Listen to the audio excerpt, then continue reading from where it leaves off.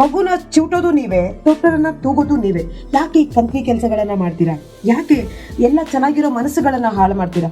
ಅವ್ರವ್ರ ಪಾಡಿಗೆ ಅವ್ರವ್ರ ಹೀರೋ, ಅವ್ರವ್ರ ಅಭಿಮಾನದ ಜೊತೆ ಅವ್ರವ್ರ ಪಾಡಿಗಿದ್ರೆ ನೀವ್ ಯಾಕೆ ಈ ದರಿದ್ರ ಕೆಲಸ ಮಾಡ್ತೀರಾ? ಹೊಟ್ಟೆಗೆ ಅನ್ನನೇ ತಿಂತಿರೋ, ಹೇಸಿಗೆ ತಿಂತಾ ಇದೀರೋ?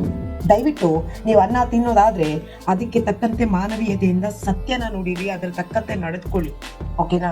ಅದನ್ನ ಬಿಟ್ಟು ಹೇಸಿಗೆನೇ ತಿನ್ನೋದು, ನಾವು ಹೇಸಿಗೆ ಒಳಗಡೆನೆ ಬಿದ್ದಿರೋದು ಅಂತಂದ್ರೆ ನಿಮ್ಮ ಕರ್ಮ ಅದೆಲ್ಲ ಬಂದು ನಿಮ್ಮ ಕುಟುಂಬಕ್ಕೆ ಬಂದು ಸೇರ್ಲಿ ಅಂತ ಆ ದೇವ್ರನ್ನ ಬೇಡ್ಕೋತೀನಿ, ಓಕೆನಾ? ಈ ತರ ಕಚಡ ಕೆಲಸಗಳನ್ನ ಮಾಡಬೇಡಿ. ನಾವು ನಮ್ಮ ಪಾಡಿಗೆ ನಮ್ಮ ಡಿ ದೇವರನ್ನ ಆರಾಧಿಸೋಕೆ ಬಿಡಿ, ಪ್ರೀತಿಸೋಕೆ ಬಿಡಿ, ಅವ್ರ ಜೊತೆ ನಮ್ಮನ್ನ ನೆಮ್ಮದಿಯಾಗಿ ಇರೋಕೆ ಬಿಡಿ ಗುರು.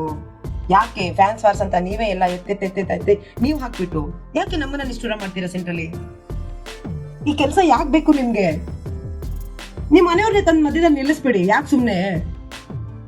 ಇನ್ನು TRP ಚೆನ್ನಾಗೇ ಬರುತ್ತೆ, ಏನಂತೀರಾ? ಎನಿವೆ, ನನಗೆ ಇದನ್ನ ಹೇಳ್ಬೇಕು ಅಂತ ಅನ್ನಿಸ್ತು. ಕಿತ್ತೋದು ಮೀಡಿಯಾದವ್ರಿಗೆ ಇದನ್ನ ರೀಚ್ ಆಗೋವರೆಗೂ ಶೇರ್ ಮಾಡಿ.